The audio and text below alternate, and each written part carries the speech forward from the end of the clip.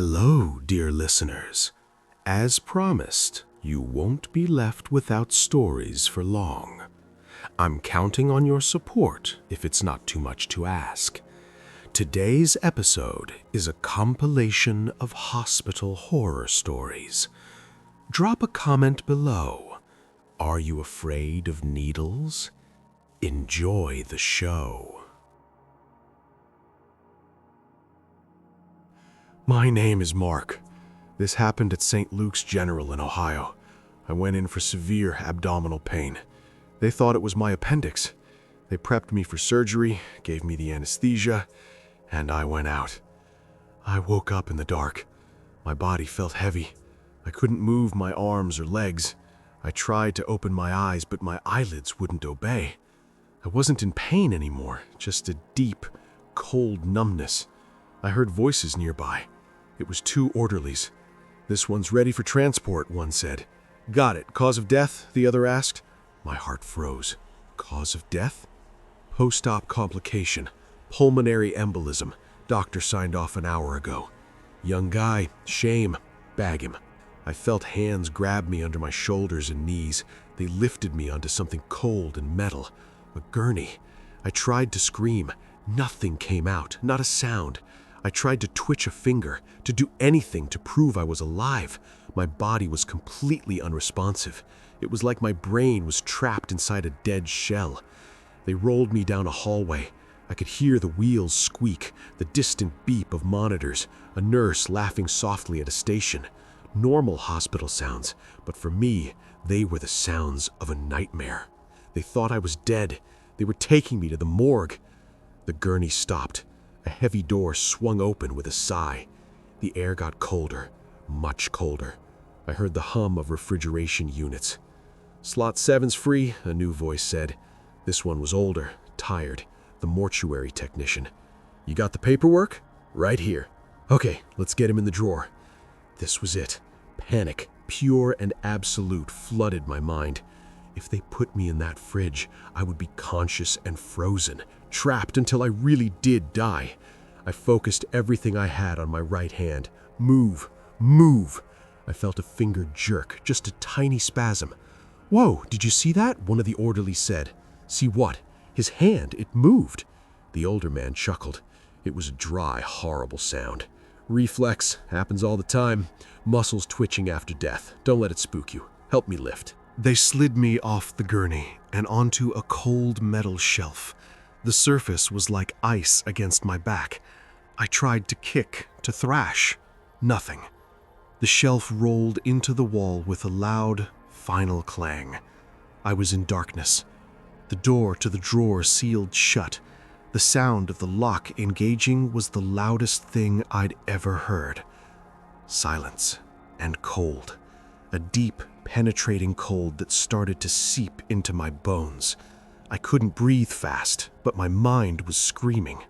I was going to die here, slowly, aware of every second. I thought about my wife, Sarah. She was probably being told I was dead right now. She'd be crying. They'd ask her about organ donation, about funeral homes. Time lost all meaning. Maybe minutes passed, maybe hours. The cold was becoming a burning sensation. Then I heard it. The lock on my drawer clicked. The shelf rolled out. Had they realized the mistake? Was it Sarah demanding to see me? A light shone through my closed eyelids. Then I felt a hand on my forehead. It was warm, gentle. A woman's voice spoke, soft and close to my ear. "There you are," she whispered. "We've been waiting for you." It wasn't a nurse. The voice was unfamiliar. I felt a surge of hope. Maybe this was a rescue. "The body is still fresh. Vitals are nil, but the tissue is perfect. The heart is prime. Get the kit ready." My hope shattered into pure terror. These weren't rescuers. They weren't hospital staff. They were something else. Harvesters. They were going to take my organs while I was still aware inside this useless body. I felt a cold swab on my chest, an alcohol wipe. Then the sharp, precise sting of a scalpel making the first incision. I couldn't scream. I couldn't flinch. I could only lie there and feel it. The cutting, the pressure, the warmth of my own blood spreading across my chest. The woman's voice whispered again, almost lovingly, "Don't worry. You were already gone. Your paperwork says so. No one is coming for you." The cutting went deeper, and as the pain finally truly began, I understood the twist. The hospital hadn't made a mistake. This wasn't a wrong diagnosis. They had sold my dead body to these people. My death wasn't an error, it was inventory.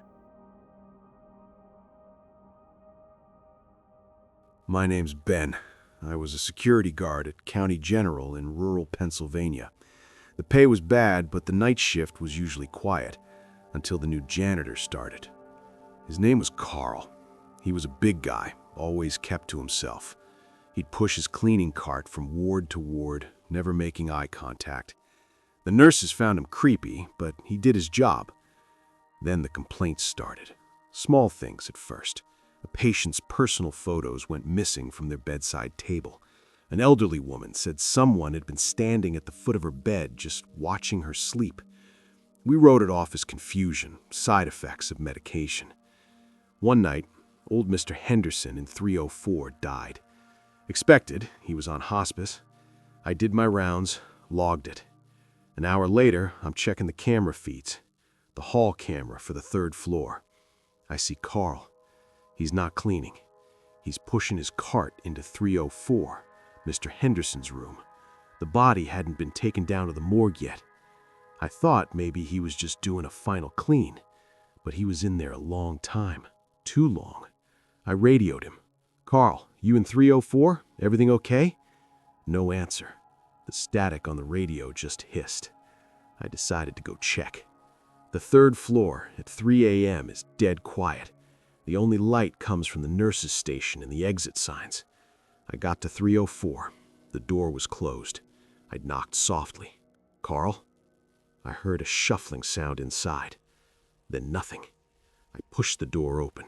The room was dark, just the faint glow from the hallway. The sheets were rumpled, but Mr. Henderson's body was gone. Carl's cleaning cart was parked by the window, and Carl was standing in the corner, facing the wall. "Carl?" I said, my hand going to my flashlight. "What's going on? Where's the body?" He didn't turn around. He just stood there. "The family's coming in the morning, Carl. We can't lose a body. That's a serious problem." He slowly turned his head, just enough for me to see his profile in the dim light. He was smiling, a wide, empty smile. "Not lost," he whispered. "Collected." Then he turned around fully. In his hands, he wasn't holding a mop or a trash bag. He was holding Mr. Henderson's false teeth. He was polishing them with a cloth. My blood ran cold. "What are you doing?" "They don't need them anymore," Carl said, his voice calm, conversational. "Such a waste. All these little pieces of people left behind." He opened the top drawer of his cleaning cart. It wasn't full of cleaning supplies. It was full of things. Eyeglasses, wedding rings, a lock of hair in a plastic bag, a set of dentures, little trophies. I backed up, hitting the door frame. "Stay right there, Carl. I'm calling this in." "They never notice," he continued, as if I hadn't spoken. He placed the polished teeth carefully in the drawer. "They're too sad. They just want to leave. They leave the pieces behind. I take care of them." He looked at me, and the smile was gone. His eyes were dead. "But you're not sad. You're not leaving. You're interrupting." He took a step toward me. He was a lot bigger than me. I fumbled for my radio. "Central, I need backup on 3, room 304, now." Carl lunged. He wasn't fast, but he was strong like a bull. He grabbed the front of my uniform shirt and threw me back into the hallway. I hit the ground hard, the radio skittering away. He stepped out of the room, pulling the cart behind him and closing the door. The collection isn't complete. I need something from this floor, from the living. I scrambled to my feet. The nearest nurse's station was around the corner. I ran. I could hear the slow, steady squeak of his cartwheels following me. Not running, just walking, like he had all night. I burst into the nurse's station. Linda, the night nurse, was there. "Linda, call the police. It's Carl. He's..." The station was empty. Linda's chair was pushed back, her coffee still steaming. On the desk, her reading glasses were neatly placed, but her nurse's cap, the one she always wore pinned in her hair, was gone. The squeaking wheels stopped right outside the door. I was trapped. The station had no back exit. I looked for a weapon, grabbing a heavy stapler. The door swung open. Carl filled the doorway. In one hand, he held Linda's white cap. He put it carefully into his drawer with the other items. She won't need it. She's sleeping now, in the supply closet. She was loud, but you're different. You saw the collection. He took into his cart again. This time, he didn't pull out a trophy. He pulled out a long, sharp pair of surgical scissors. "I don't have anything from security yet," he said, taking a step inside. That's when I saw it. On his cart, hanging from a hook, was a security badge. It wasn't mine. It was from Jim, the guard who worked the shift before me. Jim had quit suddenly last week, said he was moving out of state, never even came back for his last paycheck. He hadn't quit. Carl had collected something from him too, and now it was my turn. The twist wasn't that he was stealing from the dead. It was that he was curating the living, taking the little pieces that made us who we were, and he was working his way through the entire night shift staff, one by one, and no one ever noticed, because the people left behind were always too sad, or too scared, or just gone. My name is David. I was a neonatal nurse at Mercy West Hospital in Seattle. The NICU is a place of hope and heartbreak. You fight for every gram, every breath. The rule is sacred. You never ever take your eyes off the babies. You check every crib, every isolate, every wire and tube on a strict schedule. Crib check, every 30 minutes, like clockwork. We had a set of twins, the Miller babies. Baby A was strong, gaining weight. Baby B, we called her Lily, was struggling. She was so tiny, her skin almost transparent. She'd had 2 close calls already. Her parents were exhausted, a young couple who spent every hour they could between our chairs and their minimum wage jobs. My shift started at 11 p.m. I did my first crib check. All good. Lily was stable, her monitors showing a weak but steady rhythm. At 11:30, I checked again. Still stable.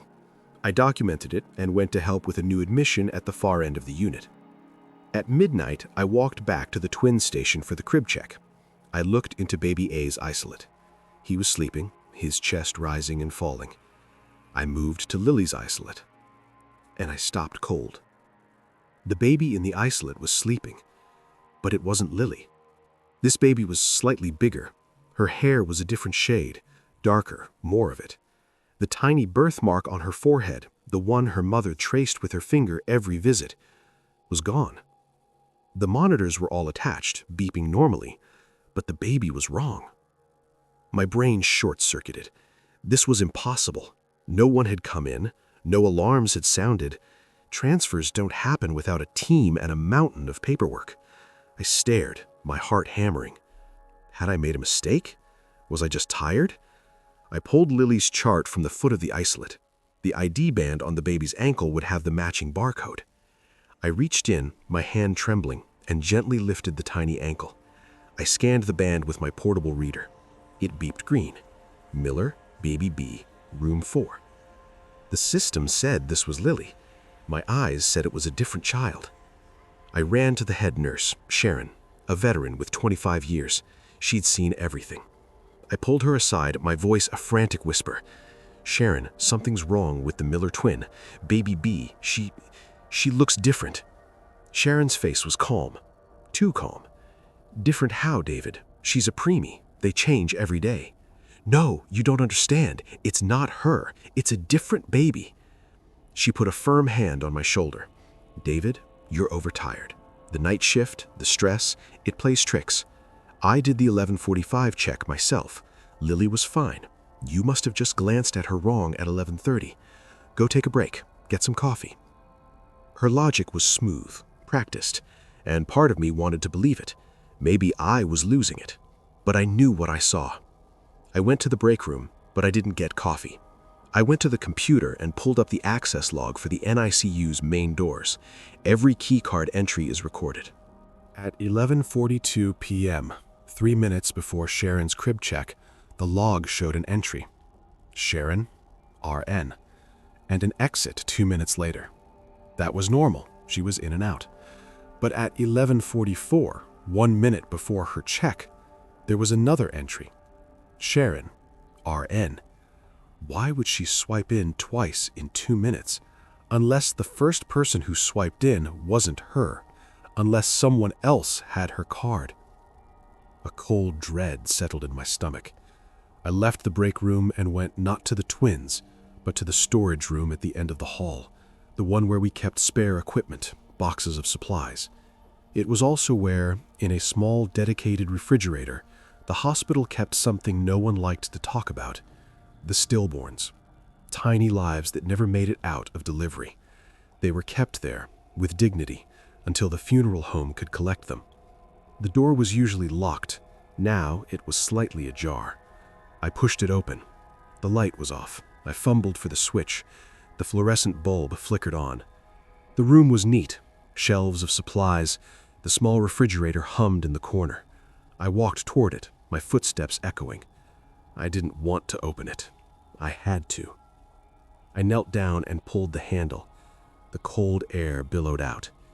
Inside, on a small tray, was a tiny form wrapped in a white blanket. A baby. A preemie. I didn't want to look, but I forced myself. I saw the faint, pale birthmark on the forehead. It was Lily. The real Lily. She had died some time after my 11:30 check. Her weak heart had given out. Sharon must have found her during her 11:45 check, but instead of calling a code, instead of notifying the parents and starting the terrible, painful process, she had swiped her own card to let someone in, someone with a similar but slightly larger stillborn, a replacement.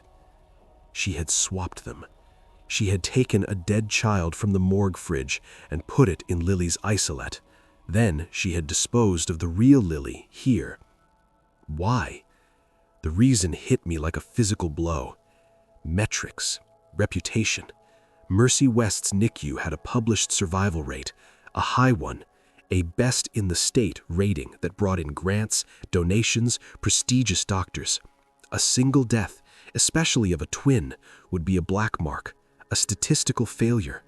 To Sharon, the unit's reputation was more important than a young couple's right to hold their daughter one last time to say goodbye, more important than the truth. The twist wasn't a ghost or a monster. It was the system, the cold calculus of success. A head nurse so devoted to keeping the numbers perfect that she would commit the ultimate betrayal. She wasn't protecting the babies. She was protecting a statistic. And I was now the only person who knew that the baby in that isolette was a prop, and that the real Lily was lying cold in a storage fridge, her death a secret. I heard a sound behind me, the soft swish of scrubs. I turned. Sharon was standing in the doorway, blocking the light from the hall. She wasn't smiling. She looked tired and utterly resigned. "You were supposed to take your break, David," she said quietly, her hand reaching behind her to slowly push the door closed. "Now you're part of the numbers too." My name is Alex. I was in a bad car accident outside of Phoenix. Broken leg, busted ribs, the works. After a week in the main hospital, they moved me to the Rosewood Care Facility. It was supposed to be for rehab, a place to get strong before going home. My roommate was an old guy named Jake. He was there for a hip replacement. He was quiet most of the time, just staring out the window. On my second day, he turned to me and said, "Don't sign anything." I was groggy from pain meds. What? The papers they bring. The discharge papers. Don't sign them. I laughed, which hurt my ribs. Man, I can't wait to sign those things. Get out of here. He looked at me with these sad, watery eyes. You won't get out. You just move rooms. And then he turned back to the window and wouldn't say another word. I thought he was just confused, old and confused. The next day, a woman came in. She wore a nice suit, not scrubs. She had a clipboard. "Mr. Carter, I'm Miss Green from Discharge Planning. We're so happy with your progress. We're starting to get your paperwork in order for when you're ready to go home." She was cheerful, smiling. She handed me the clipboard. Just some preliminary forms, insurance verification, liability waivers for your in-room television, that sort of thing. Standard stuff. I remembered what Jake said. I scanned the top page. It looked normal, boring legal and medical jargon, but my eyes were still blurry and the print was small. I hesitated. "Is something wrong?" Miss Green asked, her smile never slipping. "My roommate, he said to be careful with the papers." Her laugh was like a wind chime. "Oh, poor Mr. Delaney. The anesthesia really did a number on him. He's been saying that to every new patient for weeks. We're working on adjusting his medication. You don't worry." It made sense. It sounded rational. I felt embarrassed for listening to a confused old man. I took the pen and signed where she pointed. 3 different forms.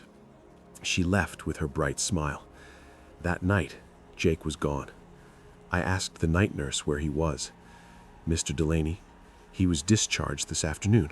Went home to his family," she said, not looking up at her computer. That was a relief. It proved Miss Green was right. Jake was just mixed up. He was home now. Good for him.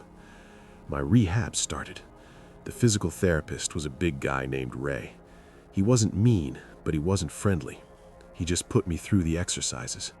One day, while he was helping me struggle to walk parallel bars, he spoke in a low voice.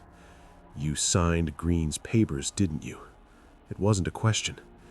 "Yeah, so?" He let out a short breath. "Then you're on the list." "What list?" "The waiting list." He looked over his shoulder. "For the 3rd floor." I'd seen the 3rd floor. The elevator required a key card to go there. The doors were always closed. What's on the 3rd floor? The long-term care, where they put you when your insurance runs out, but you don't leave. You can't. You signed a liability waiver saying the facility isn't responsible if you leave against medical advice and get hurt, and a financial agreement that says you owe them for care until they deem you fit. They never deem you fit, Alex. A chill went through me. That's insane. They can't do that. They do. Jake didn't go home. They moved him to the 3rd floor. He signed the papers 2 months ago when he came in for his hip. His insurance capped out last week. I stopped the exercises. "I want to talk to someone. The hospital administrator." Ray's grip on my arm tightened, not helping me, just holding me. "Miss Green is the administrator. This isn't a hospital. It's a business. Empty beds don't make money, but full ones, filled with people who can't leave, that's a guaranteed check from the state, from what's left of their Medicare, from whatever they can squeeze. They keep you just healthy enough not to die, and just sick enough to never leave." I didn't believe him. Not fully. It was too crazy. But that night, I tried a test. I pressed the call button and told the nurse I was feeling sharp chest pains. They rushed me downstairs to the real hospital for observation. It was my chance. In the ER, I begged the doctor on duty. You have to help me. They're keeping me prisoner at Rosewood. They won't let me leave." The doctor, a tired-looking man in his 50s, listened. Then he pulled up my record on his computer. He sighed. "Mr. Carter, I see you signed a voluntary admission and financial responsibility form for Rosewood just 2 days ago, and an against medical advice waiver. If you leave, you're liable for all costs, and they can't guarantee your safety. It's all here." I didn't know what I was signing. It says right at the top of each form, voluntary admission agreement, financial responsibility contract. Your signature is on them. He gave me a look that was part pity, part annoyance. "We see this from Rosewood patients sometimes. Post-traumatic stress, confusion.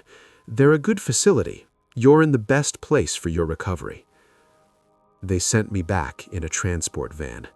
Miss Green met me at the entrance. Her smile was gone. "We're very disappointed in you, Alex. Creating false symptoms, spreading lies. That shows a severe lack of judgment, a lack of competence to manage your own care." "I want to leave," I said, my voice shaking. "Of course you do," she said calmly, "and you can, as soon as you are physically and mentally capable. Your little stunt today proves you are neither. You are a danger to yourself. We're moving you to a more supervised environment. For your own good." 2 orderlies appeared, not Ray, bigger men. They took me not back to my old room, but to the elevator. One of them used a key card. He pressed 3. The doors opened to a hallway that looked the same, but felt different. It was quieter. The doors to the rooms were all closed. I saw a face in a window, pale, tired. It was Jake. He looked at me with no surprise, just a deep, empty sadness. Then he turned away. They put me in a small room, no TV, a bed, a barred window. My personal clothes were gone. I was in a hospital gown. Miss Green stood in the doorway. "This is your home now, Alex. Your insurance will cover this level of care for another 11 months. After that, the state will take over. We'll take good care of you. For a very, very long time." She closed the door. I heard the lock click. The twist wasn't a monster in the closet. It was a signature on a dotted line. They weren't breaking any laws. They were using them. I had voluntarily signed myself into a forever prison, thinking I was signing my way out. And now I was just another piece of inventory, a permanent resident on the 3rd floor. If you liked the story, subscribe and like it, and also write a comment about what topic you would like to hear about.